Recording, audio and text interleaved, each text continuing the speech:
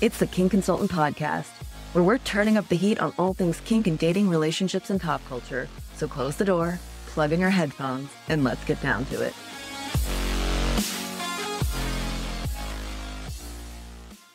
Hello and welcome to this week's episode of the Kink Consultant. We have a super special episode today because I have Lucas and Hazel of Ripped Digital here in person in my home. Welcome.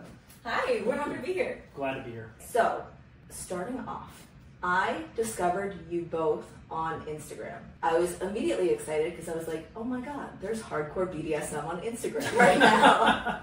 And I know you guys play it safe. Mm-hmm. We're all fighting that algorithm. But you're on the more extreme side of what I would say the average Joe can be exposed to online, right? Like, kink is obviously a very broad spectrum. But would you both identify as being on the farther end of extreme? I think so. I think in terms of what can be filmed, I think we probably are. I get the question a lot of like, what's the kinkiest thing you've ever done? And for me, I always have to tell people that it's relative, right? So like something that is extreme, probably not to you, but to the average person on the street, that's a Tuesday for me.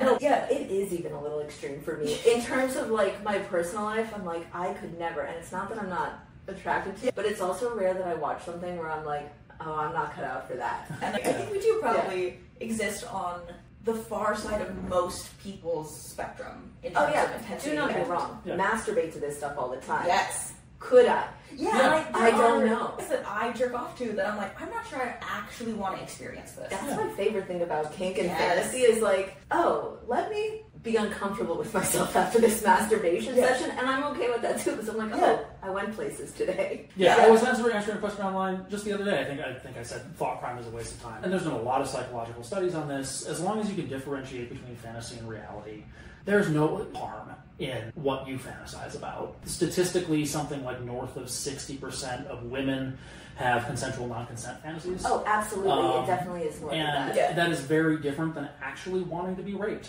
Yes. You know, and as long as everything's consensual, everything's discussed, everything's negotiated, we prescribe much more to rack than safe, sane, and consensual. Because there's always going to be risks. Absolutely. But I think that everything we do, while it is on its face hard, it's not unsafe. And I think that the beyond, because choking is technically, there's no real safe way to do it. We find that out daily, but a lot of us engage in it, and it's like, yes, it's the risk, you're aware it's a risk, but you're doing it. Yeah, and then that's when we talk about, and this is a principle for life more than anything else, of risk reduction, harm reduction. Yes. Or like, what do we have to put in place? So like, I always have a pair of safety shears in my pocket when we're working with rope. And so it's things like that, putting yourself in a position to like make the safer choice. Yeah. Because nothing that we ever do, driving's not safe. It's not a guarantee, but we use airbags and seatbelts and defensive driving techniques, and we have a safer ride.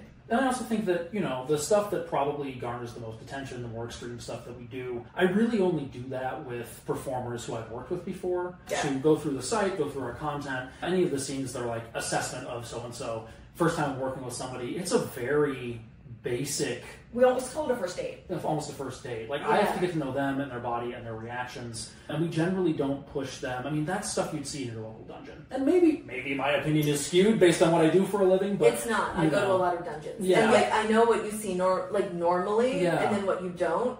But the stuff that you're talking about are people that either... I've had a lot of discussions with them. I know what they've already done on camera, and I've seen it, and I'm sure they can handle it. Or I've worked with them, like I'm going to give a shout out to Chloe Creams here. I've worked with them repeatedly, and we have such good communication, and we both enjoy going to that extreme. That's the thing that garners the attention. And what people don't see if they see a 30-second clip is that we've known each other for years. We've worked together multiple times. We know exactly what we're doing. We know exactly how we're communicating, and so we can play on that edge in a way that I would never do when I have somebody in for the first time.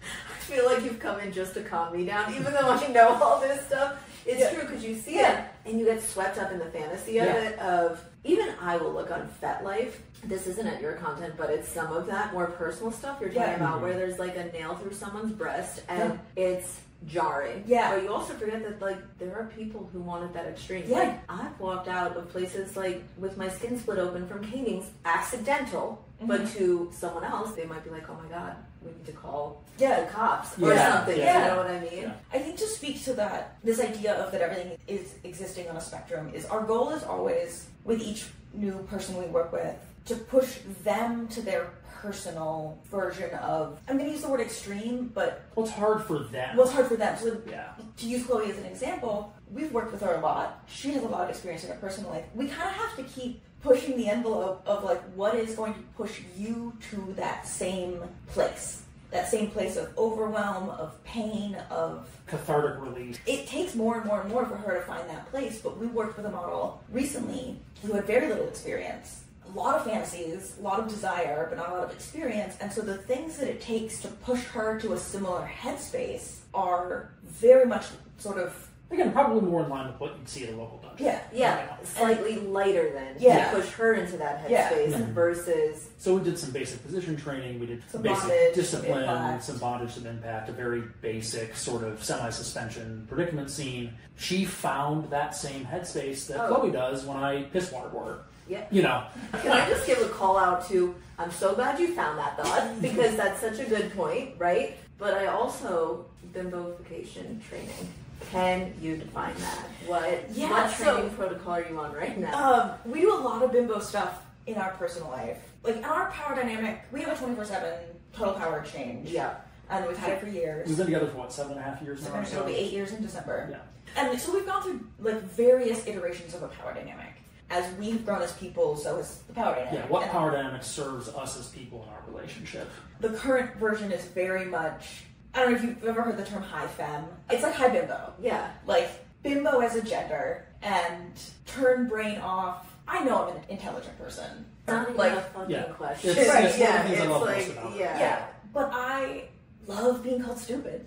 I love being dumb. I love like embracing that part of myself. I think maybe, I'm not going to pathologize myself, but like I make a lot of stupid mistakes. I like move real fast and I like forget stuff a lot. I got problems with object permanence. So I'll like put something down and forget it exists. And he's like, why is this pile of laundry in the middle of the floor? It's like, well, because I thought, this is a piece of trash. I gotta throw it out. And then if the trash is there, then I gotta do the dish. Like, it's just project 1 of 40. That's why it's in the middle of the floor. And I used to have a lot of shame about that, like, because I'm smart. I'm an intelligent person. I'm capable of stuff. I have a business. I have a dog. Like, I have a house. So why am I making these really dumb choices? Like, why am I making really stupid mistakes? Because I'm just a dumb bimbo. Yeah, it takes the pressure off. It takes the pressure off. It lets me merge those two sides of myself. The person who's very intelligent, well-spoken, and well-read, and likes the opera, and has a degree, and whatever, with the person who... gets pretty dumb when I stick my cock in you. I think we're all guilty of such things. And I just love living in that space and handing over that responsibility of the brain thinking, and I just get to be body, I get to be whole, I get to be tits and ass and mouth. I think, we just complement each other. It's equity versus equality. The thing that I'm really good at, both in the scenes that you've seen, I'm sure, and sort of in our personal life, is I provide structure for people to thrive in. That is what I do really well. And some of that is in a sexual context, and a lot of that is in our personal lives in a life context. And I'm able to hold myself accountable when I have to show up for other people. And the way that I do that is I can provide a structure for you in which you thrive, where those foibles that you have are excused and taken care of, but it allows you to focus on the things that bring you a lot of enjoyment and a lot of professional fulfillment. It just works for us. Yeah. So we don't have an equal relationship, but we have an equitable relationship. I have a lot of shame about being a burden. Like, that was a big, having needs. I swear I was just about to ask you that. So, interview yourself. This is amazing. That was something I brought into the relationship when we got together, was just feeling like I need a lot of care, like a pet or a houseplant. So, I hate when people say this to me. I actually want to hurt them. And you don't need it, you want it, but also that's a need. It's a personal need. I felt like I needed him to take care of me a lot. And that, I had a lot of shame about, you're doing this out of obligation, or you're going to wake up someday and be like, why am I doing all of this work? I feel like such a burden asking for what I need. Wow. But we sort of rechannel that into, it's okay that we talk about the things that we bring, and we talk about my bubble. I have a bubble of stuff. As long as I'm making sure that stuff is taken care of, those are your responsibilities. Those are my responsibilities. That's my half. Then I can feel like I'm pulling my weight, even if it's not in the traditional way. I can feel like I'm I am fulfilling your needs, even if we're not splitting things 50-50.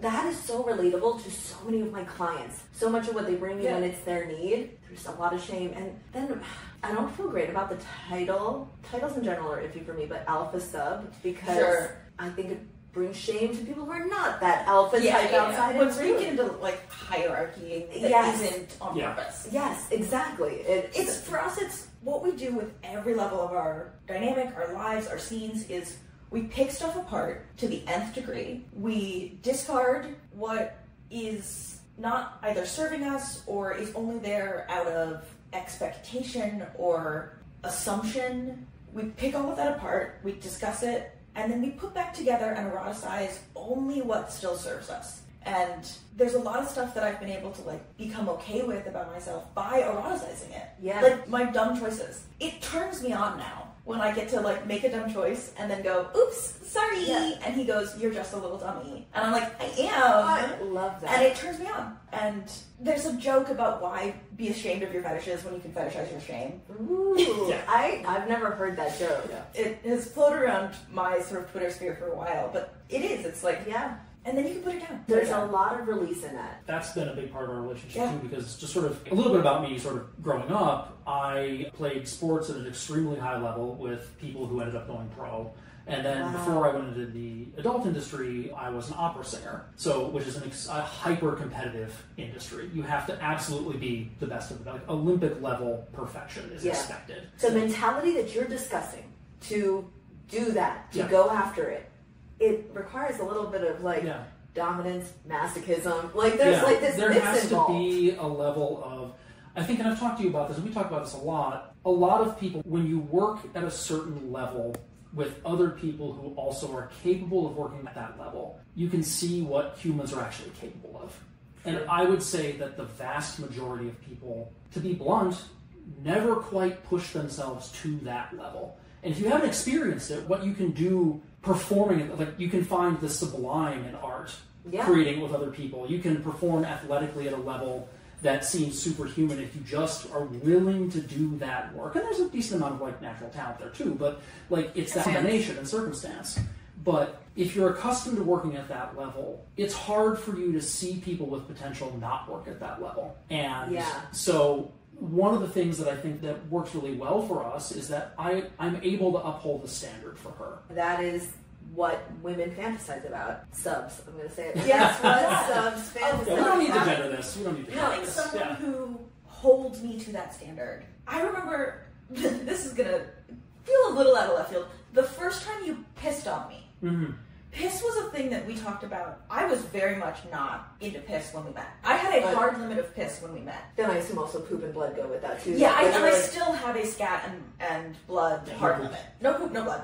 Now, we had a lot of discussions, and then the more we talked about it, and the catchphrase was kind of, it's not about the piss, it's about the power. And I get this question all the time about like, what's your favorite impact tool? What's your favorite position? What's your whatever What's it your is? favorite kink? The answer is power. Every single thing I do is an exploration of power. Can I ask you a question about that? Yeah. Would you say then the power exchange is your fetish? Like, have you ever orgasmed without thinking about power exchange? Probably not. No. Okay. So that's how I've been wired. Yeah. It's not about the individual act.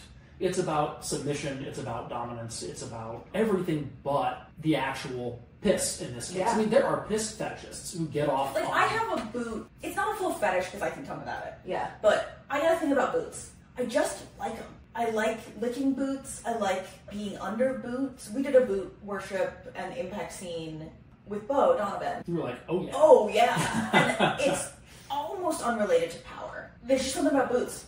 I like them. Someone else wearing boots. Me being underneath the boot, being stomped on or smooshed. I just like it. But piss isn't like that. I don't have an independent, like, sexual attraction to piss. And I don't either, to be perfectly honest. Like, it's not a thing that, like, I just be sitting there going, like, oh my god, oh, look at them piss. Like, that's not at all. I have no interest in pissing on somebody just if that was their fetish. Yeah. It's only about that as an act of service for the submissive and an act of demonstrating that submission and being willing to do that for me in my role as their dominant. Degrade themselves if they want to treat it that way, or, find power in that level of submission. Are you craving deeper intimacy and the freedom to explore your desires without shame? Do you feel nervous bringing kink up with your partner? Or maybe you're curious to start but don't know where to begin? That's exactly where coaching comes in, and I've helped countless couples and individuals navigate kink in their lives and relationships. Book your consult today at amandadames.com and let's make your desires feel doable. So we had a lot of conversation about it, and I kind of slowly came around to this as an act of submission, letting him violate me that way. And that's hot. When I think about it as an act of submission and violation, then it's erotic. So I just transformed it. It was like you had a mind shift about it. Yeah, you were just like, no piss, no piss, no piss. It was like, wait. Because I was considering it as in a vacuum. I was like, I don't like piss. Like if I just, if somebody just hit you, like sitting in this room, if somebody just smacked you, what the hell is that? But if I looked you in the eye and we had that discussion and I said, this is what we're doing. Get on your knees and I'm going to show you what you are. Time the fuck out. Okay. Like it's different. I was not prepared for this. I can relate in a specific way I discovered when I worked at the dungeon, I really like peeing in men's mouths. And it's a power thing because they mostly deserve it. Yeah, they do. But where I started with this was after the first time you pissed on me, it shifted my self-concept of what I could endure and what I was capable of and what was embarrassing or humiliating. And it's like, oh, I can handle a lot more than I thought I could. And that idea of having somebody insult you for something, it's like, if I can endure this, I'm way more capable than I thought. To your point, I find myself bimbo. Yeah. I find myself accepting myself a little bit more because I played in this dark space. Yeah. I love to play with jealousy in the same way. Yeah. I'm a jealous person. Let's pull it out and play with it. Way back in Boston, I had probably one of my top 10 orgasms of all time. Oh, the shamegasm? Shamegasm. I love a shamegasm. And they're getting harder and harder to come by. The more I unpack my shame, but the more you realize there's nothing to be ashamed of. I'm not ashamed of that anymore. A finite resource. I gotta save these. I know. That's what we do. It's we unpack it, so why are we ashamed? If you actually unpack why you're ashamed of something, it turns out there's no real reason to be ashamed of it for the most part. Yeah, the things that I'm really ashamed of are hurting my friends accidentally or doing something unthinking and hurting someone. And that's a real shame. That is a thing that I use our power dynamic, I mean we both do, as a vehicle to make ourselves better. Yeah. Self-improvement is kind of what we try to do. May this love find me. Okay. Now, I want to find out how you two found each other. Okay. Sure. This is the number one question I get asked. How do I meet a dom? So then anytime a couple comes on, I'm like, how did you two meet each other? And were you both kinky when you met? The short answer is friends of friends. The story is, it was this Thanksgiving party and I came in with my partner and her partner and did the introduction. Remember thinking, damn, this guy's cute. This guy's handsome and good looking, but I got a very button-up, boring vibe. Just a very vanilla. So already you were cute, but he's just a face. But she wrote it off. Immediately wrote him off just based on the vibe check. And I'm not gonna lie, as someone who's highly attuned and have seen his videos when he walked in, sorry I know you're here, but when he walked in I was like, And we can talk about that too because it's a part of it. It's both a part of the brand that works and also, when you want to do the things that I like to do and all of that, you end up masking a lot in day-to-day society because it's either I get to be myself in doing what I do now and the way that we get to live our lives, or I exist in a vanilla world where the things that I find interesting are not things that one can bring up in polite conversation. Yeah, but party goes on. We were both in the kitchen later waiting on coffee to brew, and he comes up and he's like, oh, so are you guys poly? And I braced myself for, oh, don't you get jealous? What's that about? Do you look that? Are you just do you have orgies all the time? The answer to that last one was, at the time, yes. That was a personal project, unrelated to being poly. And instead he comes out with, oh, so am I. No way. And I did a triple take. And in that moment, completely reformatted my internal concept of him. Were you partnered at the time? I was partnered at the time. Okay, so your partner was not at this party? No, she was. Oh, okay. Yeah. So this is a connection point. It's like, oh, we can play together. And I remember by the end of that night, we'd exchanged Tumblrs. This was 2017, the sort of peak era of Tumblr porn. Yep. I miss that site. I miss it so much. Yep. I thought at the time that we were in the kitchen for 15 minutes, and later was told we were in there for an hour. Wow. Just the two of you, though. Yeah. And then we exchanged Tumblrs, and it turned out we were very aligned. Both filthy little freaks. And then scheduled a first date, which you canceled 3 times. 3 times? He was on vocal rest. Okay. It was so legit. He was a professional singer at the time and on vocal rest. It was November, December. So you just kept postponing the same date. And we finally went on the date. I remember asking him if he wanted to come see this cool koi pond that I knew about, and then come back to my place and see my flogger. Okay. And that was that. That was that. Wow. That was that. I feel badly because I don't have any advice on how do I meet a dom. No, actually, I have advice.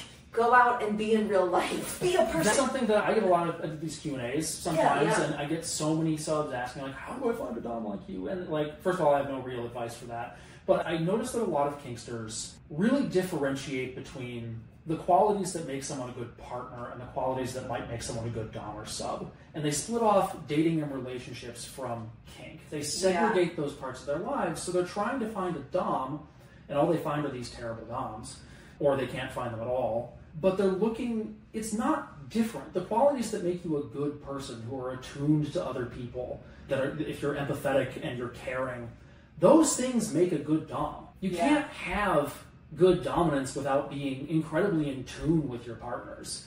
And I think one thing that more kinksters could do on both sides of the slash is really align what makes good people with what makes good kinksters. It's the same thing. We were just talking about sort of the facade that I put on, having to be very boring and things like that. And we all do that, right? We all have to exist in a world that doesn't necessarily, it's, there's time, place, occasion for everything, for every conversation. But the way that people segregate their kinks in their mind and the kink community in their mind, they segregate it and decide that they are a different person in that space.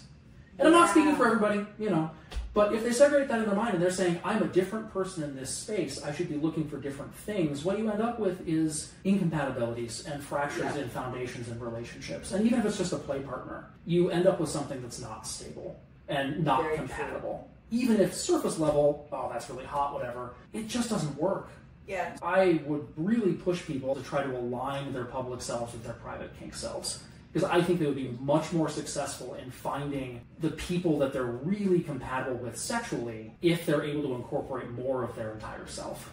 Yeah, and one of the things that we talk about with RDS and with like bimbo stuff and like even just being horny is everything exists on a slider rather than a switch.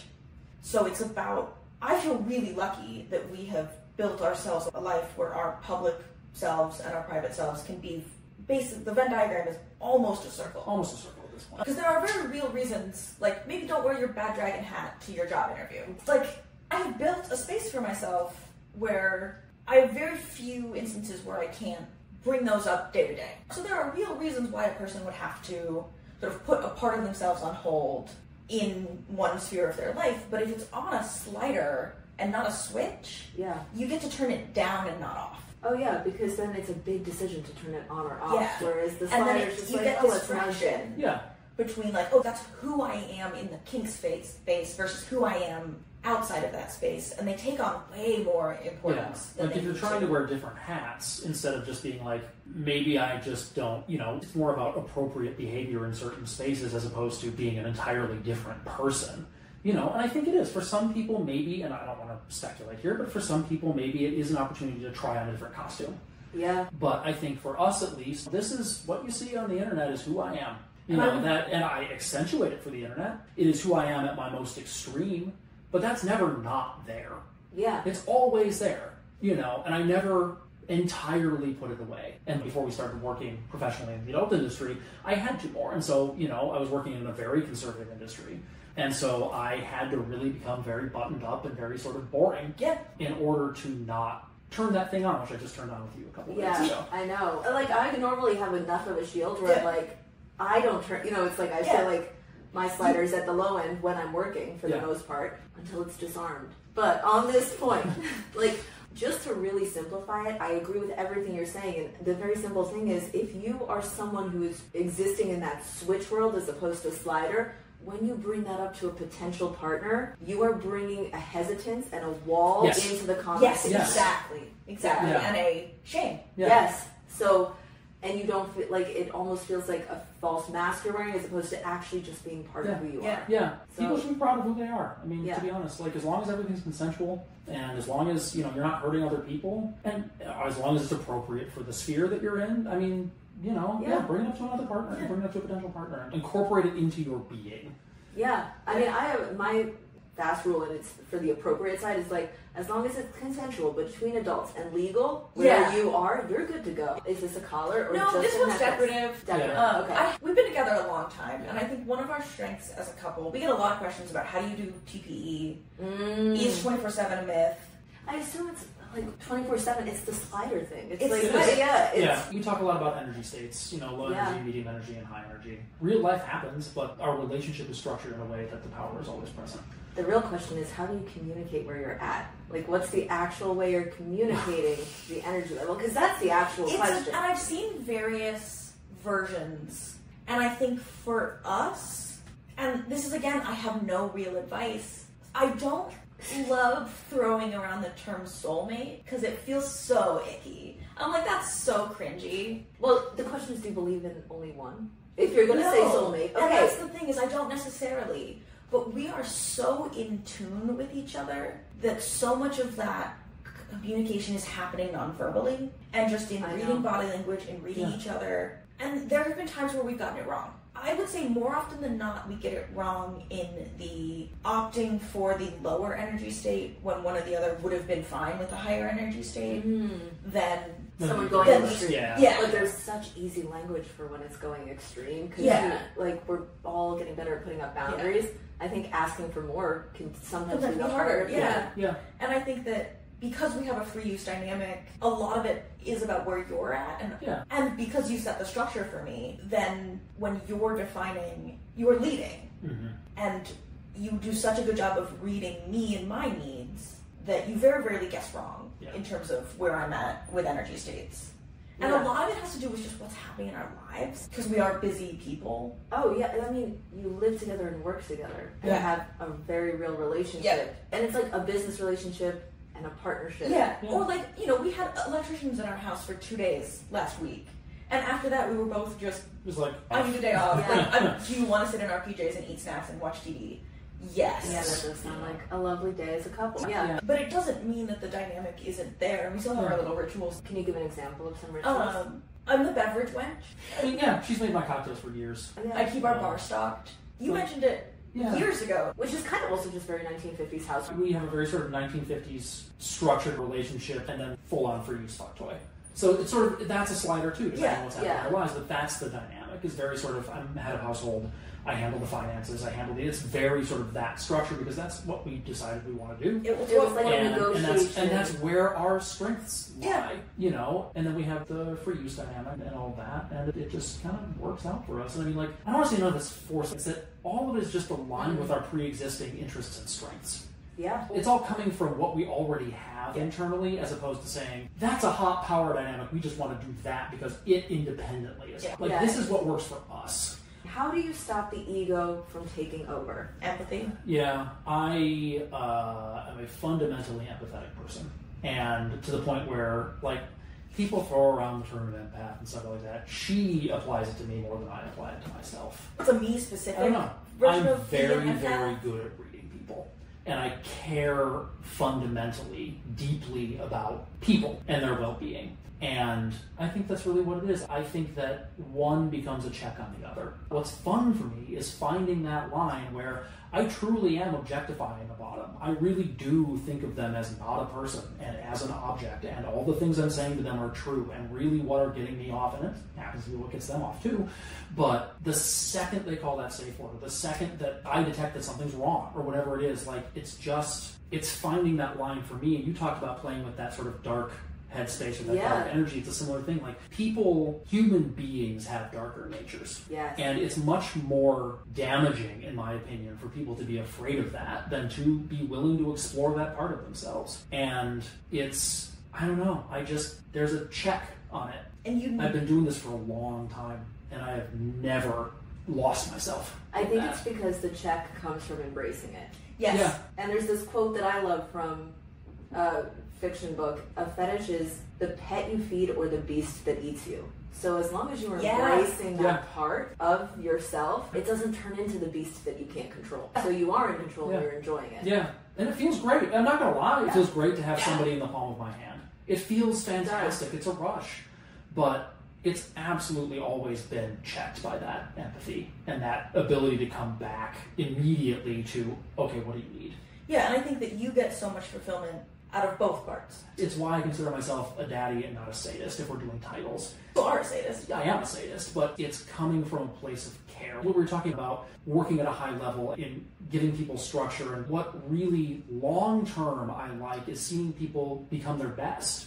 Yeah. And in the short term, in a scene, the sadism comes out, and that side of me manifests. Yeah. But long term, what I want to see is people grow and succeed and reach the things that they want to reach. Yeah, my methods might be a little unconventional in helping them do that, but in the short term, that sadism, that pushing, that evil guy in there is serving the part of me that wants that person to succeed. Okay. We did a scene with a bottom recently. We had her laying on her back, and we had tied her legs to a rope. Then the rope went up through a hard point above her and to a cinder block. Okay. And so she had to keep her legs. Have you ever done like leg raises? Yes. Or like Superman's? Yes. Yeah. So shoulders on the ground, Superman legs, 6 to 8 inches off the ground. If she released, she dropped the cinder block on herself. Okay. And then he was still on a stick in her pussy and lots of impact. And at one point you said to her, "I want you to succeed." Oh. And you see in her eyes resolve. And she talked about it at the end, like that was important to her. Yeah, it was one of the first things I said when we started the scene was like, I said that, and she, from that moment, didn't want to let me down. Oh my God, that's beautiful. Yeah. And then, speaking from the bottom's perspective, you push me to that point, and it's this like, wow, I'm capable of this. Yeah. I'm capable of enduring this pain that you're giving, or pushing myself. I'm not a person with a ton of intrinsic motivation. I don't know if it's a dopamine regulation problem or no, I don't have it. My like default state is couch lump, but I'm way more capable of pushing myself for him, of motivating myself because either he asked me to, it would make his life better, it's what's expected, even as little as like picking up after myself. Like the ADHD maybe takes over and I'll leave stuff around, and I'm like, no, it's important to him that I pick this stuff up, and that helps me. It's way easier in terms of like activation energy to do that than to try and change my nature and be like, no, now you have to be a person with intrinsic motivation. Yeah. Well, we got you to quit smoking. Wow. Yeah. People ask me that sometimes of, how did you quit smoking? I got sober when we met in the first like 6 months of our relationship, and then I quit smoking within the first 2 years, I think, of our relationship. And it was, I made him a promise that I wouldn't smoke, and if I had a cigarette, I'd have to tell him that I had a cigarette, and that was enough. And then he let me nibble on his fingers when I needed like something. The oral fixation. But it wasn't that I was threatening a punishment. Mm-hmm. Just the sheer thought of having to tell me that she failed was enough for her to quit. I didn't want to just win. Wow. I haven't had a cigarette in 6 years now. Yeah. I'm really impressed. Yeah. That's amazing. I can relate in a way, but it's never to like not disappoint someone. Yeah. Revenge is my favorite motivation, right? My house is clean because my ex used to get annoyed, and every time I'm like, fuck you, I'm a better person without you, and my house will be clean forever now. Mm-hmm. Same thing. Yeah. So I'm not judging it. I'm just like, I probably don't have intrinsic motivation either. I'm like, revenge motivation. I think most people don't have as much as the world would make you think that they do. That's true. I think it's all fear-based. Yeah. Like, I think that's what drives us. Ooh. I struggle with fear a lot. I am a fearful person of failure, of disappointing people, of being seen as a fraud, and it pushes me to inaction. So you're not lazy then. It's fear that puts you in a frozen state. I am capable of overcoming it when I do it for him. Thank you. You've settled the coach brain and the kink brain at the same time. Appreciate you for solving that for me. Then it gets like a twofer of, I can do it for you, and you've shown me through pain that I'm capable of. If I'm capable of the kind of physical pain and discomfort you've put me through, and emotional distress, that kind of distress tolerance, sure, I'm capable of experiencing this. You're really making this sound super hot. Okay, like to be very clear, I'm a masochist, so I'm coming the entire time. Yeah, no, like it is really hot. I want to go back to the pain side though, because yes, I understand it between you two, right? But the scenes that you guys create on camera, Sure. you talk about bratting, you talk about really relatable, sexy, like action, activity. Archetype? Yes. How much is it contrived for the camera? How much are you having real relationships with the people you're filming with? How does that all play out? Can we do it? All right. Yeah. I want to come work with you guys. What's the process? Yeah, great, perfect. Yeah, so you email. Generally, I take a look at somebody's socials and their shoots. I only work with people who are pro. I don't work with amateurs. I'm out now, but we're going to keep this going. And there's a variety of reasons for that, which we can talk about later. I'm not sure we have time right now, but it is the right choice. Yeah, absolutely. So I look at their socials. Like I said, I just have a sense for people. I have a sense about whether what I do is going to be a good fit for what they bring to the table and what they're looking for. Do you look for, are you looking for not even that? No, it's helpful if a person has existing kink videos. Yes. But it's not always necessary. I think you're looking... Yeah, there is an intangible thing that it's a gut feeling. I find with people, and I've had a very, very good success rate with that. So it's just, I check their socials, and it's almost immediate usually. And I look at their scenes, and if it's there, I say, great, let's move forward with this. I send them a negotiation checklist, which is just sort of basic information and a yes-no list. I would be interested in seeing it, because I'm making a checklist now, and it's extensive, and I'm trying to bucket things so people can just be like, I know that none of this applies to me. And there are restrictions because there's nothing on the list that you don't want to do. Exactly. It's just for me. Yeah. Or stuff that we can't shoot for various reasons. Yeah. So like blood play's not on the list. Even if a person which I didn't even know you couldn't sell that. Because I know there's a lot you can't sell even just talking about kink, so it makes sense. So send over the list, and then that's the first stumbling block for some folks, but they gotta fill the list out. And it'll tell me more than you think sort of what their experience level is. Because, if they have questions about what some of the activities are, I'll know where they're coming from. Usually they're fairly forthcoming in sort of, it's not just a yes-no list, it also informs me about where they're at in terms of... And there's a little spot to put notes in. Yeah. If, so sometimes we'll get, people will write a no, and then it's like, it's a no because I've never tried it, but in this circumstance maybe, and I like when people give answers like that because it tells me they're thinking about this. And that's helpful. Yeah. Super helpful. If it looks good, we'll set up a FaceTime meeting or a video call. Again, it's very much about face-to-face. I really don't like just phone calls. I don't like texting. I have to get a read on somebody. And then, we usually have a half hour to an hour call. I go through their list. I talk about what they like, what they don't like, what their experience level is, what they're looking for from this. If they're a good fit, we get them on the schedule. What does being on the schedule mean? I think there's a level of vetting based on, if I see that they've worked with somebody that I know, I can reach out to that person. We've never had anybody smell bad on our set. Nope. But once we have a good feeling on the call, we agree on a date for the shoot, we agree on a rate, and then you and I will typically have a conversation about that call, about them, about how you're feeling in terms of what we could do, what do we want to explore. It always starts with Headspace. Finding the headspace that they're looking for and maintaining that, bringing them through that arc, as opposed to saying, okay, we got to do a flogging and then we got to do a suspension, and then we got to do this position or 3 positions in this way with ending with an orgasm. That's not how we construct it. I mean, even if you planned it that way, it doesn't. Yeah.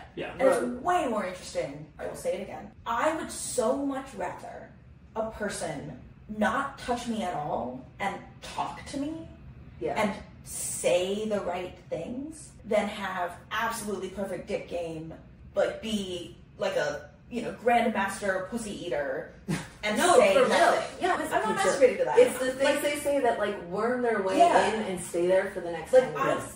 With the exception of a Hitachi magic wand, which will get me there regardless of how I'm feeling. Which, by the way, I can't even take the wand. I'm an acoustic girl. Are you really? I'm rarely touching. I mean, I have them everywhere, but I've pulled them out in extreme cases, but I'm the opposite. Those videos of people having one against them, I'm just end me now. I can't. But I need the mental. And so we usually start our scene constructions with what does she want to experience? What do you want to put her through?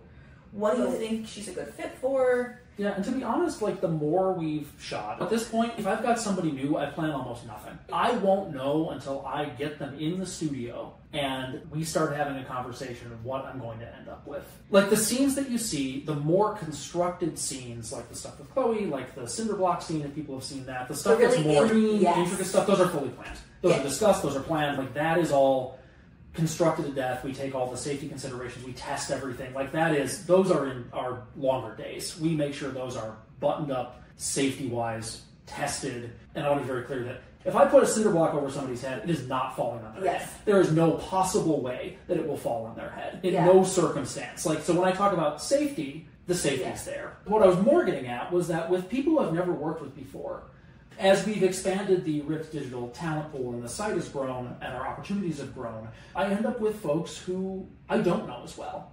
And so I get them in the studio. I have very basic plans. I've gone through the checklist. I've talked to them. I have a general idea of what I want to do.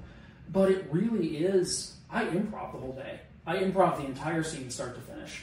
And I will have things on hand, belts or rope or tools or whatever that I think I'll need, and they'll be at hand for the scene. But I won't know until we start rolling and I start talking on camera to them and I slip into that voice what's going to get into their head and what is the thing that's going to be the catalyst to see that shift in their eyes. And once I do, and once we find it, then I know what I'm going to do. So when you see the scenes, especially the new sort of assessment line on Rift.digital, when you see anything assessing Satine, assessing a lot of those sorts of things, there's a loose structure, there's an outline based on what the bottom and I have talked about, but it's improv. Nothing's scripted. I just get in there with them and I figure out what to do to get inside their head. That's what I love so much. You can tell it's authentic. You're both in flow. Yeah. Whatever that flow is, you're in it with that person. And they're possibly in subspace. Yeah. And you're just looking out for them while they're there. Which I think is a little bit different than maybe standard porn. I was going to sort of contrast that because I do scenes occasionally, depending on who they are, where it is, and they're fun too, but it is really, okay, what is the craziest pipe bondage position I can put this person in? And then I'll construct 3 of those, we'll do some edging and some orgasms and some impact, and we'll call it a day. And that's a very, very different day. And those are very tightly controlled and very like, okay, we got our 20 minutes, we're done. We're moving on to the next position. And I don't like doing those as much. I think that they look really good on in certain marketing ways, but I'm much more interested in Headspace. Again, this goes back to what we kind of started with, which is this idea of relative to the bottom. If there's a bottom who comes in who just wants that, I'll do it. We'll do it, and we'll have a great time doing it. Yeah. But it is definitely not as fun as the full Lucas Ayres experience. And we had talent tell us, didn't feel like a shoot, it felt like an experience. Yeah. And that's, I think I'm really grateful, and I think we've been really lucky that the talent keeps finding us. People who want to shoot what we're doing keep reaching out. I mean, you're self-selecting people. Yeah, I was literally about to say those words. It's very self-selecting. Yeah. Unless you've had like a vibe on socials, you don't reach out to folks a ton because we're not in the business of convincing people to shoot for us. We don't want anyone who is there just for the money. You're not in the business of coercion. Not in the business of faking anything. Like if a model comes to us and says like, oh, I'd like to shoot what you do, but I don't really want it to hurt. I don't really want you to hit me. I want to fake it. I would so much rather construct a scene that you do want to do for real than fake anything because you think we need it to sell it. It seems like the more that we push into this experiential idea, the more that people who want the experience are finding us. Yeah. Everything you shoot is like, I think on Instagram you might say I make horror movies, right? Yeah. It's the horror movie I want to be in. Not really, because I don't actually want to be in a horror movie, but if I were to. Like, you did an edit of one of our scenes with Chloe that was like a horror film edit. Oh, like the VHS? And I mean, sorry, I don't want to do it. What I meant is, like, I don't want to be in the horror movie situation where someone's actually wanting to go of course. Absolutely. However, the contrived experience version, yes. It goes into that CNC fantasy that we were talking about that so many women have, you know? But I want it to live in a box. Yeah. Like, we build a box for every scene, where outside of the box are the limits, inside the box are the thumbs up, and you kind of just play in the box. So when I have all these conversations with people, that's what I'm constructing a mental box. And the things that just are right out, either they don't enjoy them or they're a limit, they don't even cross my mind when we get in there. But I construct this mental box so that we get in on the day. I can improv, and I can push the buttons I need to push because I've constructed the limits of where we're going to live mentally for that scene. So it's a really fun thing for me to sort of get what I need to get out of that scene from that person by constructing this box for them, so we can bring them through that emotional arc and end up in a place where they feel like they've accomplished something at the end of the day. So they have this sort of horror movie experience, and somewhere in the very back of their mind, they know they're safe. Yeah. But they can let go into that experience and experience something incredibly intense. Yeah. So far beyond what they could experience in most places, because they know that they're safe. You get to experience that horror film feeling of distress and fear. And fear's so hot. And it's so it's relatable. Yeah, and it's like a real thing that we're experiencing in a controlled way. Yeah. And I have a memory, this was pre-porn, of a CNC scene we did, of feeling simultaneously not 50% of one thing and 50% of another, but 100% of two things.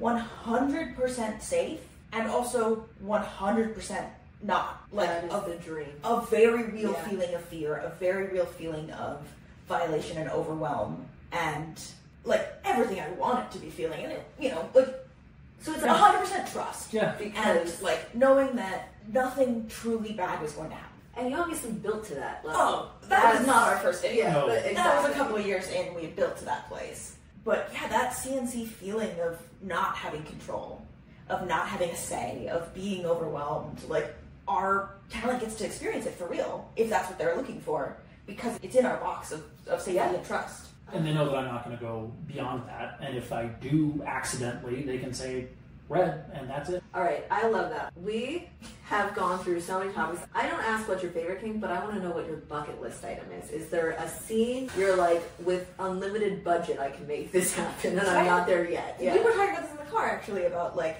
we have two camps of stuff that we like to film. One of which is what we're making now. It's our jam. It's the fully experiential, where a real person really gets to go through something. And you capture it. You capture it almost documentary. I was going to say, is there much editing done? No, the less the better. We try not to cut. And so I run the camera for everything, and you'll hear me sometimes say, like, almost as a coach, say things like, oh, hold her there, I want to get her face. And it works out for Which us. is hot. It's Actually, yeah. It puts me in the position of sort of voyeur, and it makes the camera very, very real. And then the other half of that is the fully, like, if we're trying to explore a headspace, we can only do that. We're working on this project with Sophia Locke right now. That's a full captured facility breaking and training situation. Oh my god, that's so hot. Okay. That has this like full mythology of like a corporation that kidnaps girls and sells them into sex slavery. And we can't do that for real. No. That's crazy pants. That's not not real real. on multiple levels, but sounds very much like the Anne Rice series about beauty. Claiming a Sleeping Beauty. Sleeping Beauty. That's Love like Claiming the Sleeping immediate Beauty. thing I thought of. I'm like, if I had the money, it's a full period Game of Thrones, full period adaptation of Claiming a Sleeping Beauty. fucking love it. But there you go. There's your bucket list. Yeah. I fucking love that bucket list scene. Yes. Yeah. But it would have to live in that full cinematic, shot-to-shot, like filmed like a movie, because then it's about making art about the human experience. You know, and then it's about the audience and getting to experience that in a way that you can't otherwise, like you would with a book or something. I've reread the series. I read it once when I was sort of new to Kink, read it again a couple years ago, and read it again recently. And every time I read it, I have like a different, because I remember actually talking to Sophia about this, of like, so I first read it when I was kind of a baby Kinkster, and it blew my mind. And she read it for the first time recently and said, if I'd read this as a baby Kinkster, it would have blown my mind. And now it's kind of a Tuesday. I've only read it once as a baby Kinkster. Read it again. I don't know. Yeah, no, I absolutely need to. The way she talks about submission, she gets it. She absolutely does. What it means to give yourself to another person's will, and to have their will be more important than yours, and why that's beautiful, and why it's important. And even if the activities are a little like, okay, Anne. Yeah. At this point in my life, I'm like, okay, Anne. The heart of it is still, and for me, it's the lack of lube. I just wanted to talk more about lube. And like, I get that a little bit where for our porn, it's real, but for all of my porn, I'm in the business of making fantasies. And so we don't include our negotiations And nor should you. Yeah. Because it's not a book where, like, I like trigger warnings, but, like, if you're coming to Rip.Digital, you know. Yeah. And not, like, there's been fair warning here. Yeah. Like, we're not hiding things. I remember there was something about, like, why don't they ever include when doms get stuff wrong in porn? Because it's not hot. No, it's not. And that sends me on the expectations of what we should see versus what we actually see versus what's real. I don't expect them to show me when Jackie Chan falls over in a kung fu movie. Yeah, earlier it's like, you don't necessarily want to experience what I do to people when I go all the way there and they want to go to that place, but you do want to get off to it. Yeah. And my job is both in the moment with that bottom to give them that real experience, because that's what our content is, that's what we like to do, it's what we would do in our private life, but also to produce something that you have that experience with, that you fantasize about, where it's perfect, where it is that you know that it's this perfectly constructed world that you can live in that fantasy. And if we included all the messy stuff about, like, me fumbling with a rope, or the cane wasn't where you expected it, wasn't where I expected go into the other room, right? Or the hour of testing on a predicament setup that we did beforehand, like, we could. Or the 2 trips to Home Depot it took to build that box. Yeah, it really I'm is. laughing because I do want that. I think it's like a project, and the trips you need to Home Depot is its own entertaining story, including it in the actual scene. I want to give you that fantasy. Yeah. That's what I enjoy doing. And you deliver on it very well. You're not going to top her answer of bucket list items. like full thing, no budget, but like... No, I think we are very much aligned in terms of, it would be really great to have the budget to do cinematic explorations of some of these kinks that are so far in the fantasy side of things that you just can't film them, because they involve structural power dynamics that could not possibly exist in the real world. Just on the other side of things, though, I do love... I'm going to... Check Glory Hole is the original company that did it, but I have a big free use thing. I enjoy bottoms being just fully objectified and used, and doing something with that sort of fantasy idea of building that reverse glory hole where people can just come in and use these bodies, which is something we could probably do if we had the budget. A little more attainable than Anne Rice things. But just something a little more realistic that we could film at some point. Yeah, I'd do a reverse glory hole, like, free use thing. That'd be super fun. Like sort of surveillance camera style. This is like sort of playing with the reality of, this is a real place you could go and get your dick sucked. That part of it. The reality side of it. I really feel like you have the means of people around you to do this.